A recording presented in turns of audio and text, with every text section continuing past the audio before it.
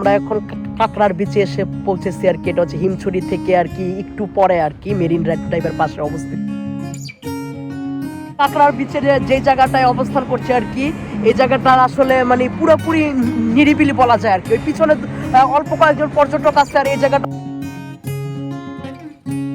আমাদের এবারের কক্সবাজার ট্যুরের যাত্রাটি শুরু হয়েছিল হযরত শাহজালাল আন্তর্জাতিক বিমানবন্দর ঢাকা থেকে ইউএস বাংলা এয়ারলাইন্সের ফ্লাইটে করে। প্লেনের জানলা দিয়ে নীল আকাশ এবং পাখির চোখে নিচের কিছু অসাধারণ দৃশ্য দেখতে দেখতে 1 ঘন্টায় আমরা পৌঁছে যাই কক্সবাজারে। এবারে আমার এবং রায়হান ভাইয়ের কক্সবাজার ভ্রমণের একটাই উদ্দেশ্য ছিল, সেটা হলো সাগর পাড়ে বসে ইফতার করা। সাগর পাড়ে ইফতার করার পাশাপাশি আমরা ঘুরে দেখি একটি নিরিবিলি সি বিচ, যেই সি বিচের নাম কাকড়া বিচ। এই ভিডিওতে আমাদের এবারের ট্রিপের কাকড়া বিচ ভ্রমণ গল্প তুলে ধরার চেষ্টা করেছি।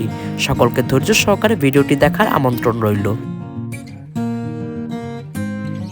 সকাল আনুমানিক 11টার দিকে আমরা আমাদের হোটেল রজনীগন্ধা রিসোর্ট থেকে রেডি হয়ে বেরিয়ে পড়ি কাকড়া বিচ যাওয়ার উদ্দেশ্যে। কক্সবাজারের ডলফিন মোড় থেকে একটি ব্যাটারি চালিত রিক্সা নিয়ে আমরা মেরিন ড্রাইভ হয়ে চলে যাই কাকড়া বিচে। মেরিন ড্রাইভ হয়ে আমাদের কাকড়া বিচ যেতে সময় লেগেছে প্রায় 30 মিনিটের মতো। ডান পাশে সুবিশাল বঙ্গোপসাগর ও পৃথিবীর দীর্ঘতম সৈকত দেখতে দেখতে আমরা ছুটতে থাকি কাকড়া বিচের উদ্দেশ্যে। কাকড়া বিচটি মেরিন ড্রাইভের পাশে এবং হিমছড়ি থেকে একটু সামনে অবস্থিত।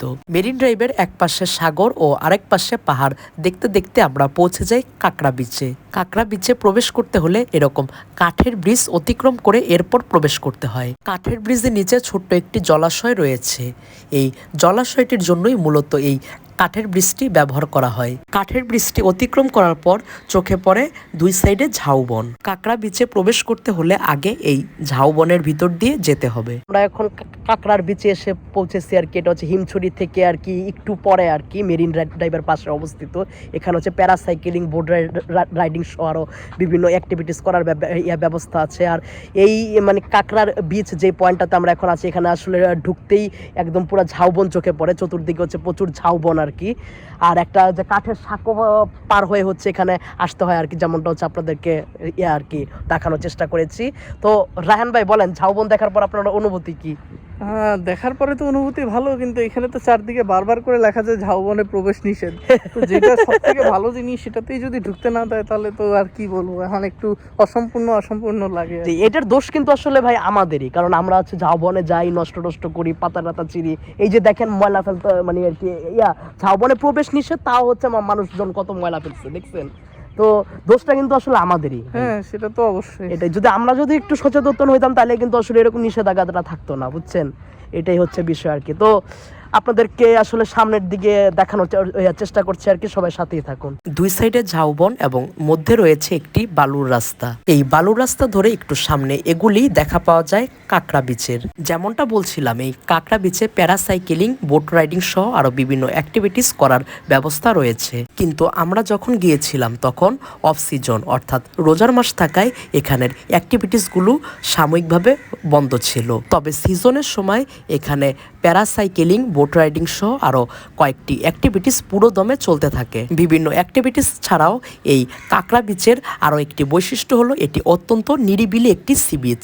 অর্থাৎ কক্সবাজারের অন্যান্য সি বিচ যেমন কলাতলি, লাবণী ইত্যাদি সি বিচে অনেক ভিড় থাকে, কিন্তু এই কাকড়ার বিচে সেরকম কোনো ভিড় নেই বললেই চলে।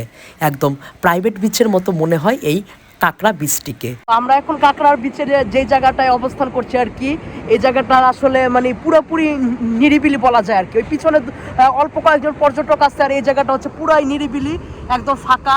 দেখেন এই যে রায়হান ভাইয়ের পিছনে দেখেন পুরা সম্পূর্ণ ফাঁকা, মানে জাস্ট অসাধারণ ভাই। কক্সবাজারে যেরকম ফাঁকা জায়গা থাকে, আর যেমনটা বললাম যে হচ্ছে যে মানে আর কি এত পরিষ্কার, দেখেন এখানে কোনো আসলে ময়লা টলা নাই। সুগন্ধা বা কলাতলাতে মানে কলাতলিতে কিন্তু হচ্ছে অনেক মানে আসলে সি বিচে ময়লা বা গ্যাদারিং একটা থাকে, কিন্তু এইখানে হচ্ছে কোনো গ্যাদারিং নাই, কিছু নাই, একদম পুরো নিরিবিলি, পুরা ফাঁকা। মানে দেখে মনে হইতেছে যে পুরো প্রাইভেট বিচে এসে পড়ছি। কি বলেন রায়হান ভাই? হ্যাঁ, আসলে মানে পুরো প্রাইভেট বিচের মতো লাগতেছে না? হ্যাঁ, কি অনুভূতি, কি বলেন এরকম ফাঁকা জায়গা আসছে? ভালো অনুভূতি। এখন খালি রোজার সময় বাদ দিয়ে আসলে মনে হয় আরেকটু ভালো হইতো আর কি। তবে ঠিক আছে, অসুবিধা নাই, এটাও খারাপ না। ঠিক আছে যাক। না রোজা হচ্ছে আল্লাহর একটা রহমত ভাই, রোজা রেখে যে আমরা এখানে আসছি, এই সাগর পাড়ে মানে আসলে হাঁটতেছি, সাগর দেখতেছি, এটাও ভাই আল্লাহ তাআলার একটা রহমত ভাই। অবশ্যই অবশ্যই ভাই, ঠিক আছে। এই কাঁকড়ার বীজটি যথেষ্ট পরিমাণ নিরিবিলি, তাই বলে এই নয় যে এখানে কোনো সিকিউরিটির ব্যবস্থা নেই। যারাই সি বিচটি দেখভাল করেন ওনারাই এখানকার নিরাপত্তার কাজে নিয়োজিত থাকেন, ফলে বর্তমানে এখানে নিরাপত্তা নিয়ে কোনো শঙ্কা নেই বললেই চলে। আপনারা যদি কেউ কক্সবাজার এসে নিরিবিলি সমুদ্র সৈকত এবং নিরিবিলিভাবে সাগরের গর্জন উপভোগ করতে চান, তাহলে আপনাদের জন্য একটি উপযুক্ত গন্তব্য হতেই পারে এই কাঁকড়ার বীচটি। এই কাঁকড়া বীচের আরও একটি দিক হলো এখানে রয়েছে ঝাউবন, এবং ঝাউবনের পিছনে রয়েছে সুবিশাল পাহাড়, অর্থাৎ পাহাড়, সমুদ্র সৈকত এবং সমুদ্র, এই তিনটি একসাথে খুব ভালো মতো উপভোগ করা যায় এই সি বিচ থেকে। অর্থাৎ আপনারা যদি ব্যাকগ্রাউন্ডে পাহাড় রেখে ছবি তুলতে চান, তাহলে এখান থেকে ব্যাকগ্রাউন্ডে পাহাড় রেখে খুব সুন্দর কিছু ছবি তুলতে পারবেন। আর আপনারা যদি ব্যাকগ্রাউন্ডে সমুদ্র রেখেও ছবি তুলতে চান, তাহলে সেক্ষেত্রে ব্যাকগ্রাউন্ডে সমুদ্র রেখেও এরপর আপনারা সুন্দর সুন্দর ছবি তুলতে পারবেন। আর এই কাঁকড়া বিচের একদম শেষ প্রান্তে এমন একটি জায়গা রয়েছে যেখান থেকে পাহাড় এবং সমুদ্র দুটির ব্যাকগ্রাউন্ড একসাথে রেখে আপনারা ছবি তুলতে পারবেন। অর্থাৎ কক্সবাজার এসে আপনাদের যদি ব্যাকগ্রাউন্ডে ঝাউবন প্রয়োজন হয়, সমুদ্র সৈকত প্রয়োজন হয়, সমুদ্রের প্রয়োজন হয় কিংবা পাহাড়ের প্রয়োজন হয়, তাহলে সব কয়টাই পাবেন এই কাঁকড়ার বিচে। বলতে গেলে এই সি বিচে এসে আপনারা ছবি তোলার জন্য ফুল প্যাকেজই পেয়ে যাচ্ছেন। আর যেমনটা বলছিলাম, এই সি বিচ কিন্তু যথেষ্ট পরিমাণ পরিষ্কার এবং পরিচ্ছন্ন, যার ফলে এটি দিন দিন পর্যটকদের দৃষ্টি আকর্ষণ করছে। আর কক্সবাজারের ডলফিন মোড় থেকে এই কাঁকড়া বিচের দূরত্ব 9 কিলোমিটার হয়, এখানে আসতে সময় লাগে 25 থেকে 30 মিনিটের মতো। ফলে খুব সহজেই অটো, সিএনজি বা ব্যাটারি চালিত রিক্সাতে করে চলে আসা যায় সুন্দর নিরিবিলি এই সি বিচে। আর যেমনটা বলছিলাম, এখান থেকে প্যারাসাইকেলিং সহ বোট রাইডিং এবং বিভিন্ন অ্যাক্টিভিটিস করার ব্যবস্থা থাকে। আর এখান থেকে প্যারাসাইকেলিং করলে পাহাড়, সমুদ্রের একটি সুন্দর ভিউ দেখতে পাওয়া যায়। কিন্তু এখানে প্যারাসাইকেলিংয়ের দাম অনেক বেশি, পার পার্সন 2000 করে, যেটি আমার কাছে অতিরিক্তের চেয়ে অতিরিক্ত বলে মনে হয়েছে। প্যারাসাইকেলিংয়ের দামটা যদি একটু কমানো হয়, তাহলে আমাদের মতো যারা বাজেট ট্রাভেলার কিংবা যারা স্টুডেন্ট রয়েছে তাদের জন্য খুবই সুবিধার হয়। আর যেমনটা বলছিলাম, এই কাঁকড়ার বিচে প্রবেশের এবং বের হওয়ার পথের দুই ধারে পড়বে অসংখ্য ঝাউ গাছ, যা এখানকার সৌন্দর্য আরো 2 থেকে 3 গুণ বাড়িয়ে দেয়। তো আমরা এখন কাঁকড়ার বিচ ঘুরে এখন হচ্ছে চলে যাচ্ছি আমাদের হচ্ছে হোটেলের উদ্দেশ্যে, যাব হচ্ছে ডলফিন মোড়ে, সেখান থেকে হচ্ছে আমাদের হোটেলে যাব। তো আমরা আসলে যেহেতু রোজার মাসে আসছি এবং কি আমাদের এখানে আসার উদ্দেশ্য ছিল যে হচ্ছে সাগর পাড়ে ইফতার করার, তো আজকে ইনশাল্লাহ আমরা হচ্ছে ইফতারটা সাগর পাড়ে করবো আর কি। তো অফ সিজনে আসলে কক্সবাজার মানে খুবই সুন্দর। কক্সবাজার সবসময় সুন্দর, কিন্তু অফ সিজন আরও বেশি সুন্দর। অনেকে আসলে মনে করেন যে অফ সিজন আসাটা সেফ কিনা বা অফ সিজন আসাটা কীরকম। আপনারা যদি আসলে ওইভাবে ম্যানেজ করতে পারেন বা যদি স্টুডেন্ট মানুষ হন, যদি বাজেট নিয়ে যদি চিন্তা করেন, তাহলে হচ্ছে অফ সিজন নিয়ে কক্সবাজার মানে ট্রাভেল করাটা হচ্ছে মানে খুবই উপযুক্ত ডিসিশন। তো রাহান ভাই, এই যে কাঁকড়ার বিচ ঘুরলেন, কিরকম মানে ফাইনাল আপনার মতামতটা কি, এটা একটু বলেন। কিরকম লাগলো ওভারঅল, বা আপনি কি ভিউয়ার্সদেরকে এখানে আসতে বলবেন কিনা? অবশ্যই আসতে বলবো। এখানে তো আসলে একটা ভালো মানে ইউনিক ফিলিং পাওয়া যায়। তবে একটা জিনিস অবশ্যই মাথায় রাখতে হবে, যে মাথার মধ্যে কিছু একটা নিয়ে আসতে হবে আমার মতো। আসলে যদি বৃষ্টির দিন আসে তাও মাথার মধ্যে নিয়ে আসতে হবে। বৃষ্টির দিনে আসলে যেটা হয় যে বৃষ্টির দিনে মাথার জন্য ছাতা আনতে হবে, আর গরমের দিনে মাথার জন্য এই টাইপের ক্যাপ বা ছাতা আনলেও হয় আর কি। তো মূল কথা হচ্ছে যে মাথার প্রোটেকশন লাগবে, এটা ছাড়া আসলে আপনাদের এখানে খুব খারাপ অবস্থা হবে। আর স্যান্ডেল হচ্ছে যাতে বালুর মধ্যে চলার জন্য একটা আরামদায়ক স্যান্ডেল হয়, কারণ অনেক আছে কেটস পরে আসে, তাদের জন্য একটু অসুবিধা। হ্যাঁ, কেটস পরে থাকলে হচ্ছে হাঁটাটা খুবই কষ্টকর হয়ে যাবে, এখানে হাঁটা যায় না বলতে গেলে। তো আপনারা চেষ্টা করবেন স্যান্ডেল, যদি স্পঞ্জের স্যান্ডেল হয় তাহলে ভালো, তাহলে এমনিতে হচ্ছে আপনারা নর্মালি যেসব স্যান্ডেল বাইরে পরেন সেগুলো পরতে পারেন, বাট জুতা, কেটস এগুলো অ্যাভয়েড করবেন। আর এমনিতে রাহান ভাই মানে বীজটা কেমন লাগলো ওভারঅল? মানে আমরা সচরাচর কলাতলি বা সুগন্ধাতে যেরকম বীজ দেখি, ওইটার তুলনায় আসলে এটা কিরকম, বা মানে কি এটা একটু বলেন। আসলে প্রাইভেট বীজ বা খালি বীজ যে কোনো জায়গাতেই ভালো লাগে, তো এই জন্য এটা যেহেতু খালি আছে এটা অবশ্যই ভালো।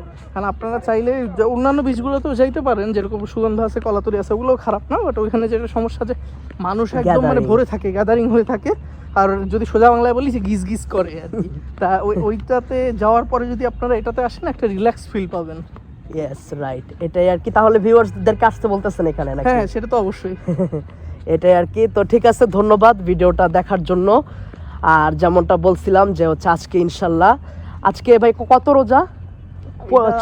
15 রোজা না? হ্যাঁ হ্যাঁ ওইরকমই হবে। হ্যাঁ, জি জি জি, 15 রোজা আজকে মনে পড়েছে আমার এখন। তো 15 রোজার ইফতার ইনশাল্লাহ আছে আমরা সাগর পাড়ে করব।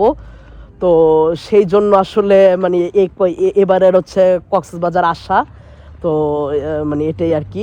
আর যেহেতু সকাল টাইমটা ফ্রি আসছিলাম আর কি, তো এর জন্য হচ্ছে আর কি রেহান ভাই আর আমি মিলে চলে আসলাম এরকম একটা সুন্দর বিচে আর কি। তো এটাই আর কি, যে হচ্ছে সবাই ভালো থাকবেন, সুস্থ থাকবেন, আর বেশি বেশি করে ভ্রমণ করবেন। আজকের মতো হচ্ছে রেহান ভাই আর আমি এখানে হচ্ছে বিদায় নিচ্ছি। দেখা হবে আবার কোনো নতুন আল্লাহ স্পটে। হাফেজ। আল্লাহ হাফেজ। খুবই ভালো কিছু মুহূর্ত কাঁকড়া বিচে কাটিয়ে আমরা চলে যাই আমাদের হোটেলে, এবং সেদিনের ইফতারটা আমরা করি কলাতলি সি বিচে। 2024 সালের মাহে রমজান ও 2025 সালের মাহে রমজানে অনেক ইচ্ছে ছিল সাগর পাড়ে ইফতার করার, কিন্তু আলহামদুলিল্লাহ 2026 সালের মাহে রমজানে আমার সাগর পাড়ে ইফতার করার ইচ্ছাটি পূরণ হয়েছে। এর জন্য মহান আল্লাহ তাআলার দরবারে লাখো কোটি শুকরিয়া। আমাদের এবারে ঢাকা থেকে কক্সবাজার যাওয়া এবং কক্সবাজারে সাগর পাড়ে ইফতার করার ব্লগটি আমার এই ইউটিউব চ্যানেলে আপলোড করা হয়েছে, চাইলে দেখে আসতে পারেন। সকলে ভালো থাকবেন এবং বেশি বেশি করে ভ্রমণ করবেন। সকলকে শুভকামনা জানিয়ে আমি আবেশ ইন্তেশার অনেক আজকের মতো বিদায় নিচ্ছি। আসসালামু আলাইকুম।